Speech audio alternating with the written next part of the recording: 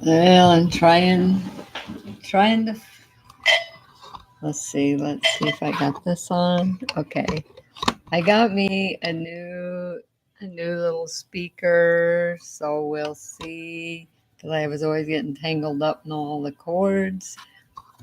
So hopefully you can hear this, and I don't see too many things. How can I turn this up? Maybe. Um,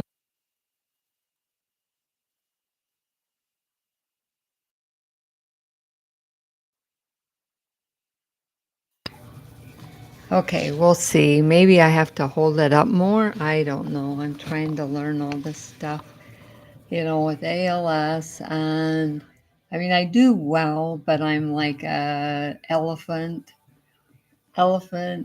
walking around a circus, I guess. I don't know. Anyway, everybody, I even got my wrong glasses on. Let me get them on.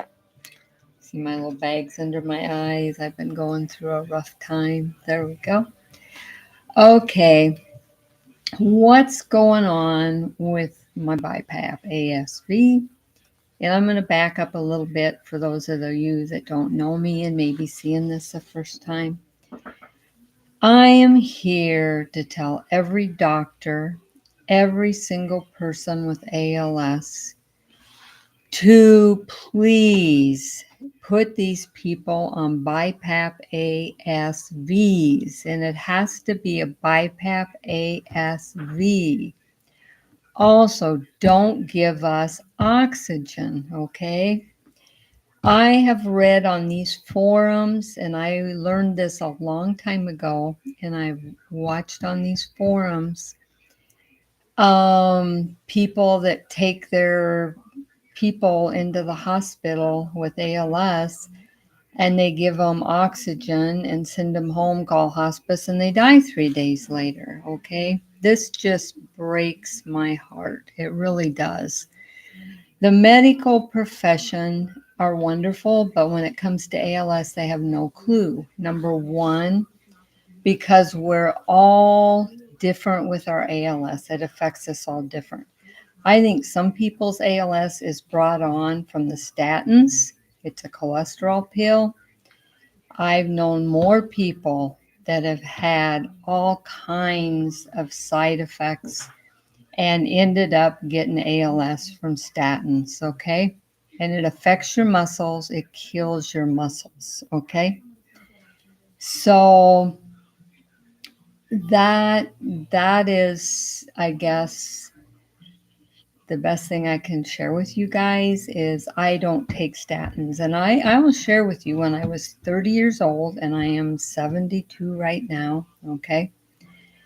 They told me I had high cholesterol, and I refused the statin cholesterol pills because I had already read up on them way back then.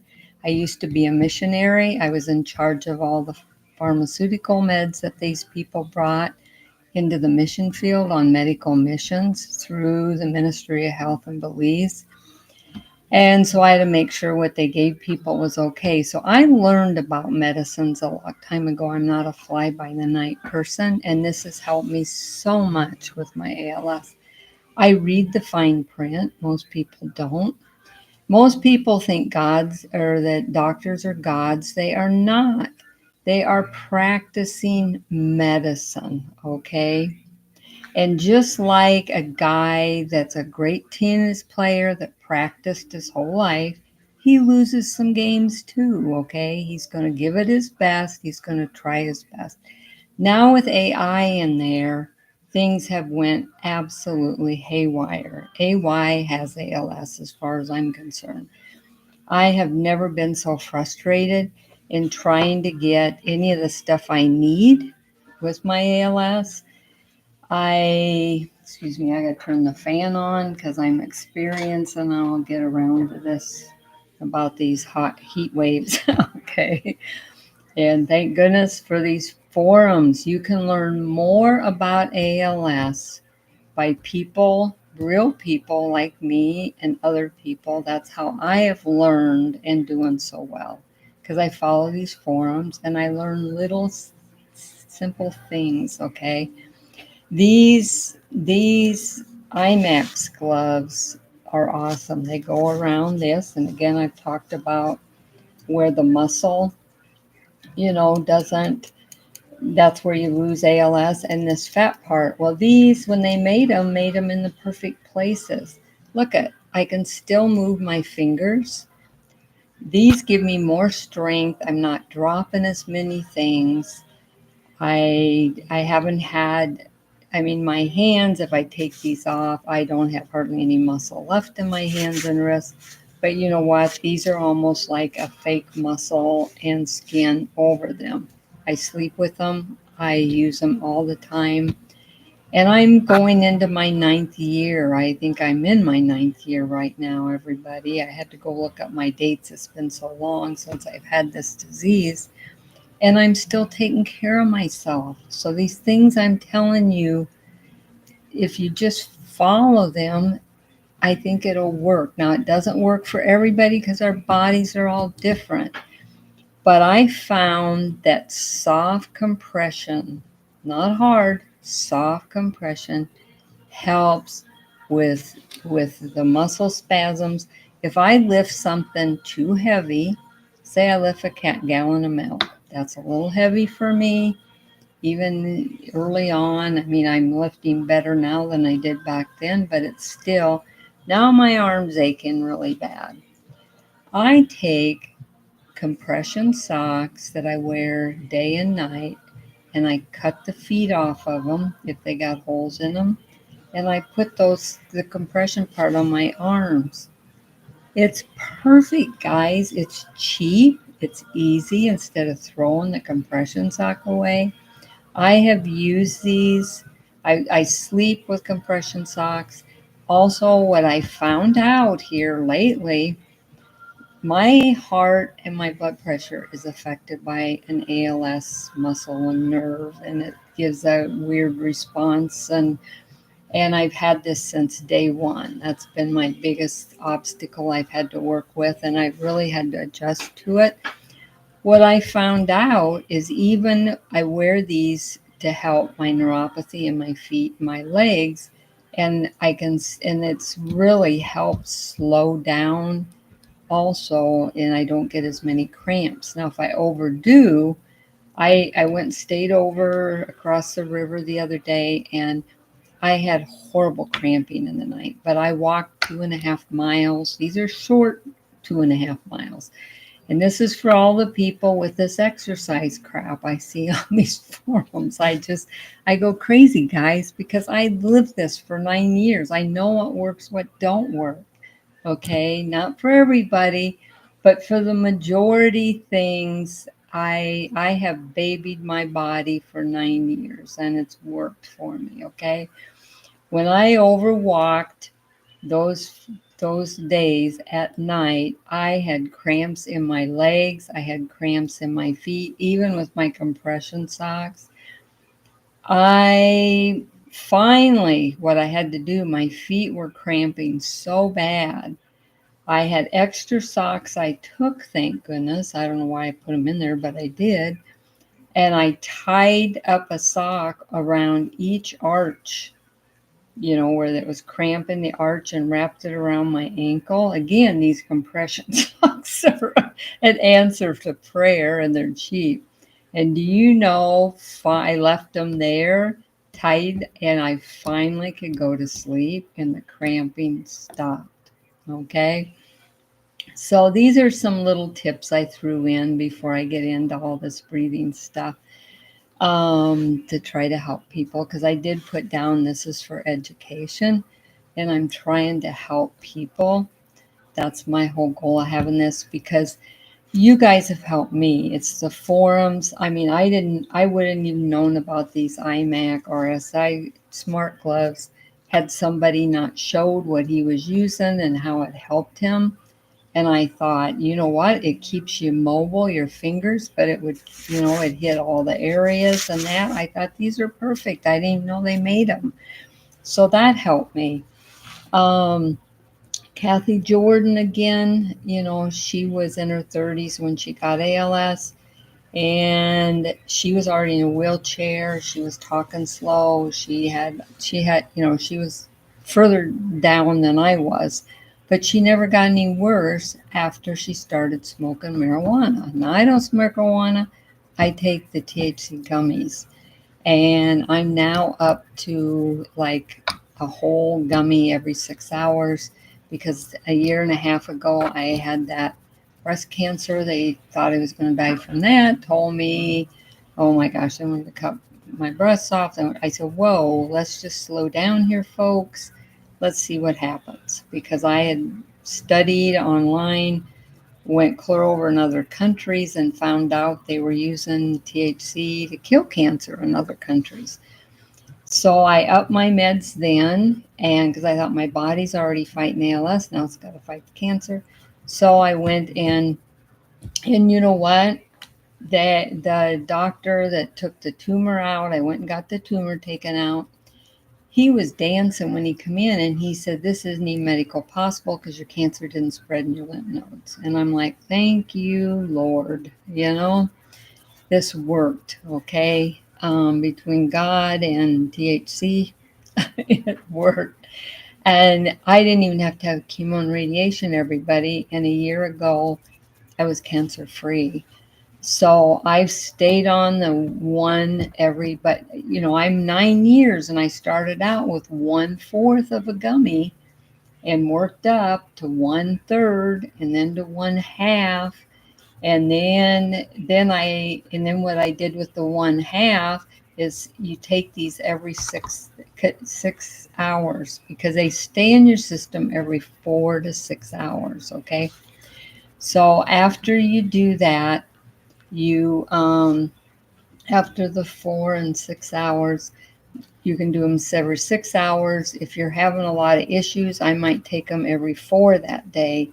And it also puts a little more of the stuff in there to fight. So what I did when I was on the half, when I first started, I took them every 4 hours. That boosted me up a little more. And then I went to a whole, and I stayed on a whole because my ALS, because it had to fight for the cancer, got a little worse. So I had to up everything a little bit. And that's what I do. Right now, another little tip I'm going to give you is, the phlegm, this mucus relief. I just use generic mucus relief. I think these are 400 milligrams. I never could stand these before I had to use them, and now I'm back to using them again because I'm in my 9th year and my ALS is progressing. I mean, a little bit. So what I do is I take them, and this is a half a one, and I just snap them in half. And I take a half a one in the morning. I've had to. I take a half a one at noon, half a one late afternoon, and a half a one before bed. The whole ones were just hard for me to swallow. They were nasty. I didn't think they were helping that much. Because I cut them in half and I'm taking a half a dose 4 times a day, they're working great. I'm not filling up a cup of gagging up stuff, okay? So that's another tip. Don't be afraid.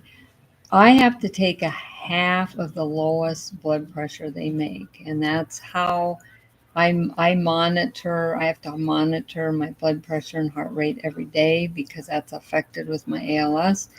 And if it gets up too much and I do 3 readings, it's still up, then I take a half of a pill. I did that this morning. My gosh, it brought me clear down to 100/60. And I was like about 158 over 89 or 90 this morning. And I thought, well, I'll do a half a one. Whoa. I guess next time I'll do a fourth of one because I had to go lay down and get on my BiPAP ASV machine because I was so wiped out and my body's not used to having a blood pressure that low, okay? And there's other people that probably run that low and do fine, but my body doesn't do that well when my blood pressure gets too low. for my oxygen. So, okay, my oxygen, let's talk about what's going on with me personally. What happened here a few months ago is my BiPAP ASV. I was put on that 8 years ago by my little physician assistant because they couldn't figure out what's wrong with me, and found out that they said I was having apneas. Well, I got worse when they put me on a CPAP, and then they figured out that I had ALS, and it wasn't apnea, it was ALS. So they put me on a BiPAP ASV, and I was lucky because I'd already had the sleep test. I'd already, this all happened. I had to go do a day study, and that's when they decided that it was more my weak diaphragm and ALS than it was, I didn't have apnea. So I got put on that, but she saved my life. I started out with it affecting my lungs. They had even sent me to speech things, okay? And I started these gummies like as soon as I found out that I had the gene. I have the C9 gene, I have an ALS2 gene, okay? So I'm a real rare bird. They don't even know what the ALS2 gene does to you, okay? This is why I try all this weird stuff, because the doctors, they just don't know, okay? And so, anyway, I've been on that machine for 8 years now. Okay, I'm going into my ninth year. My oxygen's still up to 95, 94. Now I keep fans on me sometimes like this during the day low when I'm sitting here. My oxygen's running 92 or 3. It brings it right up. I'm only on my BiPAP at night unless I have an issue during the day. Then I'll go get on it for an hour or so. But I mean that BiPAP ASV, I'll be honest, BiPAP ASV, my THC gummies, and God are why I'm still here. Okay.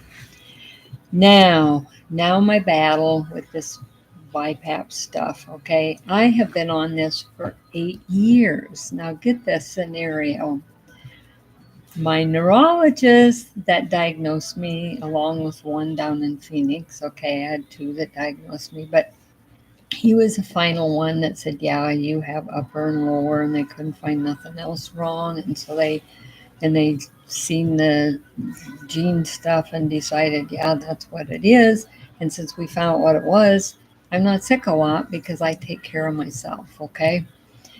And before that, they wanted to put pacemakers in me. They wanted to do this. And I said, no, this is something else is going on here. I'm not doing all these surgeries. Let's just take this slow, people, and let's figure out what's going on. And thank goodness I did. Okay. And God's guidance for me too. I mean, I listened to the good Lord. So anyway, so what happened is I got up one morning and I used these readings on my computer. I have the readings from my BiPAP ASV machine. I can tell when I get too much phlegm, it starts getting in my lungs, it starts getting in my voice box. And I truly believe that's what you get, an infection in your voice box. That's why you lose your voice box. And it's from the phlegm draining in your voice box. And I also really think, and that's what causes your pneumonia. It's not just the food getting stuck in there, it's the phlegm getting in there, causing infections, causing pneumonia. I take, I went to Mexico and got this stuff, but they have it in the States. It's Sulflaxin. This is called Sulflaxina, but it's Sulflaxin or Kefenexum, they call it. And it's 500 milligrams. If I get up and my reading on there says I'm having six apneas, that means I need to take an antibiotic. I try to stay 1 or below, okay, with my ALS. But I've been on this for a long time. So it's helped strengthen my weak diaphragm a little bit. Where I don't have to have something during the day. It makes me feel better when I get up. I mean, that's my lifeline is BiPAP. And so when I called them and I said, okay, my readings aren't coming, I have to see this so I know how to dose my stuff, and so I don't end up, because I haven't had to go into the hospital, okay, since they sent me with COVID 5 years ago or 6 years ago, 5 or 6 years ago, and they sent me home to die. And guess what? I didn't. And it's because of my BiPAP, my THC, and God, okay? And we made it. People they put on invasive breathing died with COVID, and they wanted to put me on invasive breathing, and I said no, I don't want to go on basic breathing. I will go home and get on my BiPAP, And they said, well, you're going to go home and die then. Well, guess what? I'm alive. Some of them passed on. I mean, it just, again, it breaks my heart. Um, so what he told me is he says, "Hun, your machine is old." Yes, it is, because I've been on it for so long. And he says that's the first thing that starts breaking on these machines. So he says, we probably need to order you a new one. So get a hold of your provider. So I called my neurologist, and because they're the ones they do sleep studies too. Well, they made me, I mean, it was a mess. I mean, I had to go through another sleep study for that, but all they said is you don't have sleep apnea. It's like, I know I don't have sleep apnea. I have a weak diaphragm. And they said, well, you're doing good. I said, listen, if I was low on potassium and you had me take potassium every day, and you did the blood work, you'd say, oh, your potassium's great. Are you going to take me off potassium? No, because if you do, I'm going to be low again. Okay. So it's like this. This is why you're on the machine, is so you're doing good. And I'm doing excellent. So let's keep this going. Well, so I got my supplies that time. Well, now I called them and they put in an app. Somebody in the office, again, these people, they're running people through like cattle because there's so many sick people, okay?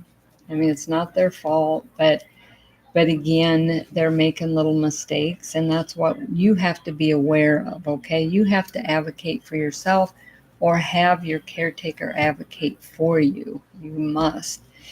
And so what happened is whoever wrote the script wrote it for a BiPAP. They didn't put ASV in. Now this is crazy, because they called me finally from the respiratory place and they said, we're going to deliver your BiPAP. And I said, now that's a BiPAP ASV, right?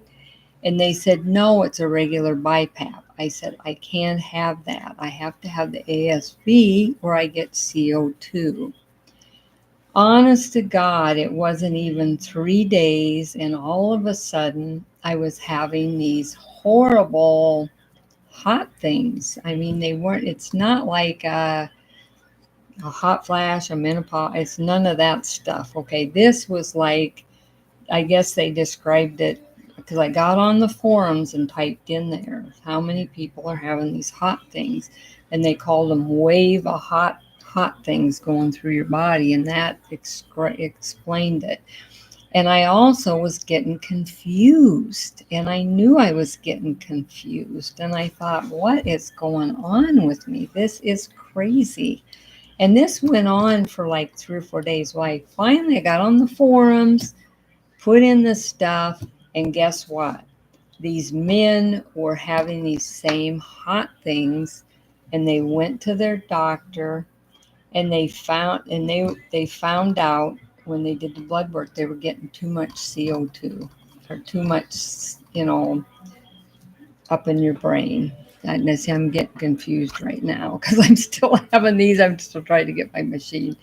What is it that goes, the CO2 that goes to your brain? I think I said the right thing, CO2.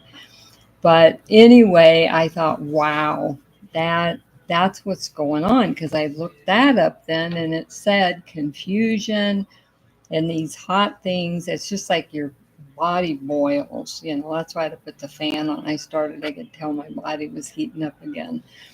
And so I've been going through these. They haven't been as bad the last few days. Last week was horrible. Oh my gosh. I was going crazy.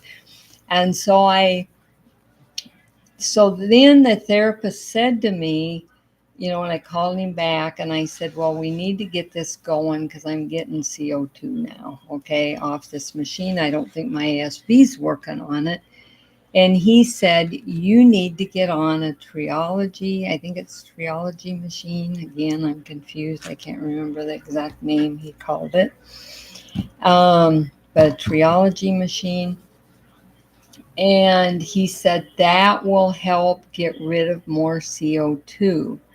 Well, what I found out with my studies, because when anything affects me, I research all over the world, Mayo Clinic, you name it. I get in everything because it's my body. I want to find out what's going on. And what I found out is with ALS, as you progress, that as your diaphragm's getting weaker or your lungs, you can start producing CO2 anyway. But also, if you're just on a regular BiPAP, it's giving you CO2, which I think mine might be doing that. Now, I think they could have adjusted my breathing, the air things on them, or did something, because I've been a little better this week. And you could even see on my charts, I'm usually around 1 or 2, and my charts were clear up here going, and now they're doing a little better again. So you can see that something was going on. And I mean, I'm still getting it, but nothing like I was last week. So be aware of this with your ALS. That's the two things I described. Now, get this. So they wanted me to get this better machine because I told them I'm not going on an invasive machine. Okay. I just want my BiPAP ASV machine. When I go, I go. Okay. Well, he said this one will be better, though. You'll live a little longer because it'll get more rid of CO2 in your system. And what I found out, which surprised me, most people with ALS are dying from lung failure, which is, and heart failure. Now, if you don't get enough oxygen in your heart, it affects your heart. This muscle that has already been affected causes my heart to go into overdrive. Sometimes my heart's 200 beats a minute. Sometimes it's 40 beats a minute, okay? I go through this all the time. And if I can keep myself calm, try to keep everything balanced more, it's not as bad. But boy, when that thing goes wackoly and I have fun. Oops. Trust me, no fun at all. But so the breathing, this machine can save you from your heart. This machine can keep you longer. I think lives a lot. I mean, I'm in my 9th year, and mine started with breathing. Okay, everybody, and my opponent. This is interesting. They called me. There's a liaison that called me. Now he was my guardian angel, and he said, "I'm going to talk to your pulmonary or your neurologist and tell him that you really need this machine." Well, what they did is they referred me to a pulmonary guy. Now, this is the guy that diagnosed me, did all my blood work, all my stuff for my lungs 8 or 9 years ago, okay? 8 years ago, I think it was, when I was going through all that. And now he's going to see me 8 years later. And I was the lowest of normal back then. Okay.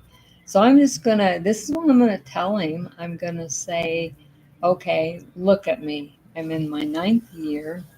I've been on this BiPAP ASV machine for 8 years, and my oxygen levels are still in the 90s. But I'm getting the CO2, which all ALS people, and I've outlived what many people have. Can you please write me this prescription so I can live longer? I don't know what else to say to this pulmonary guy.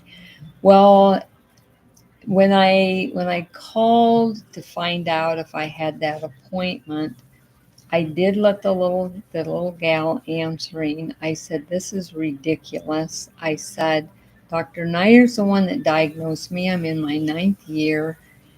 They have sleep study stuff there. Why couldn't you guys just write this prescription? You have respiratory therapists telling you this is what I need. If you do any research, you'll find out me in my 9th year with ALS and lung problems, this is what I need." Now, when I called the pulmonary, they couldn't get me in till the middle of July. And I called them and I said, "I hope I'm still alive if my machine isn't working right." So my heart goes out to all of you. I still don't have my machine yet. I will update you. And they said if they have a cancellation, they'll call me and get me in earlier. I called this Robert guy. He's usually down here on Tuesday, so I don't know if he's talked to them. But when the little secretary started telling me that, well, if you wait 6 weeks and you come into this appointment, and I don't drive when you have ALS, and some of you can't even walk, and they want us to come in there. This is a bunch of crap, okay? I don't know how else to say it, but it is. And they said, "But you'll probably have to come back, and you might even have to." And I said, "Listen, I'm not having another sleep study."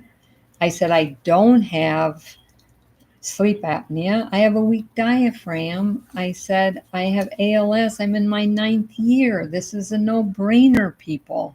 Give me my machine, and I'm having CO2, and my machine's not working." And I thought, what are these people going through that have never been put on a BiPAP ASV machine? And I've had people on these forums saying, "Well, my doctor won't do it." And it's like, you know what, guys? You fight them on this. You fight them on this. You tell them they don't have anything they can give you for ALS. At least give me this breathing machine so I can live a little longer and sleep better and feel better. That's what you say to them. I mean, we need to do whatever we can. The bottom line is, everybody, I wish instead of spending millions and millions of dollars on these stupid pharmaceuticals that are doing nothing to help people with ALS, I wish they would start looking at things that do help people with ALS and help them live longer. This is what I decided after seeing Kathy Jordan. She inspired me, and I was trying to find anybody that had lived over 10 years with ALS, and it was tough. Let me tell you, there's a few of us that have, okay, but most of the people, some people don't even make it a year, some people don't even, the average is 4 to 5 years. It's like, no, I decided I'm gonna start. I'd never taken these gummies until my mom got cancer, and I'd gotten her a few because she was in so much pain and couldn't eat. And then when she died, I took part of one just for the anxiety, and it helped. And then when I said when I got diagnosed, I was going to go on them. So I did, but I only took a fourth because I'd never taken them. And just that little bit helped me. And I also took a hemp gummy with it at that time. Now I'm just on the THC because THC has, I think, everything, CBD, everything in it anyway. Um, well, I've been rattling here for 35 minutes, but I just hope this will help somebody, and I'll do another update when I find out if I get this machine And I just had to upgrade or update everybody because it's no fun having this CO2. Let me tell you, it's tough. And I've only been sleeping sometimes 5 hours a night. My body wakes me up because it doesn't want me to have the CO2. So, and I listen to my body, and you need to listen to your body. If you listen to your body, it tells you what it wants and what it doesn't want, and that really helps. But again, everybody, a BiPAP ASV, even the compression socks, all the many uses we have for that, the gloves, God, and your THC gummies, and whatever gummy works for you. I tried 3 gummies and 2 of them did nothing. I took the third one and I felt more normal. And I thought, okay, this is it. I feel like me again. I feel more normal. These I felt different, funny, and so there is difference in gummies, and it's just I buy a couple different ones, and I buy about 3 packs, and then I try them, and I see which one makes me feel better, helps me the best, and um, I've switched here a year or two ago, and I felt even better when I found some other newer gummies. I felt even better than I did with the other gummies. So you just have to try, and each state has their own gummies and marijuana. Right now, I'm doing Arizona gummies, and I was doing California gummies, but I'm doing better on the Arizona gummies, to be honest. So, but I did great on the California ones for years too. So, anyway, if you guys have any questions, just ask me. And I'm sorry, I'm so dumb when it comes to this stuff. I'm old fashioned.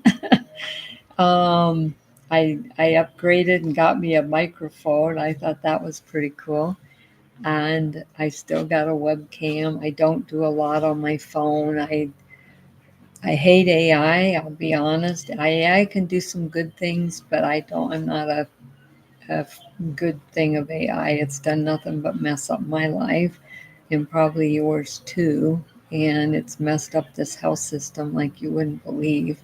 I feel sorry for the doctors and nurses. It's crazy right now. So, anyway, I hope this stuff helps. This is stuff I personally have done, and I've tried to tell you where I get my information. And Kathy Jordan was my inspiration on the THC. And then I found out they're using it in other countries to treat different things too. So, and I'm a poor lady, okay? I'm doing this on a poor man's budget. I have for 9 years, and I'm doing better than most other people. One quick thing again, too, don't go out and buy a van if you're getting in a wheelchair and that. In fact, my grandpa, I remembered when my grandpa got ALS, even my dad, they were just in push wheelchairs. People pushed them, and they'd fold the wheelchair up, put it in the trunk, and go. Um, you know, and then they have most towns and cities, or even towns, will have wheelchair transportation for people, to come. You call them, they'll pick you up and take you there. Mine has that. So that would save a lot of money too. And I kind of do the natural stuff, and it's worked. And you probably, when you see this dress, you probably see me in these a lot. I have like 5 or 6 of them, and I do wash them. um, but you know what? They just slip on. It was 111 here today. Okay, I think that now it's 96 and it's 9:30. Yeah, we're going through a heat thing, but it's cooler for me. It's easy for me to put on. Easy for me to go to the bathroom. Easy, easy, easy with ALS. And my whole house is set up to make it easy for me. I have all my stuff set over here. Um, well, I probably don't know how to get it over there to show you, but I have a little thing here, and then I have all my little pills that I need during the day or anything, lotions or anything right there for me. Simple, simple. Well, thank you, everybody, and God bless you all. And I just keep watching those forums and people. If you're doing something and you have ALS and it works for you, please share it. We're all here to help each other. Thank you so much, everybody. Bye bye.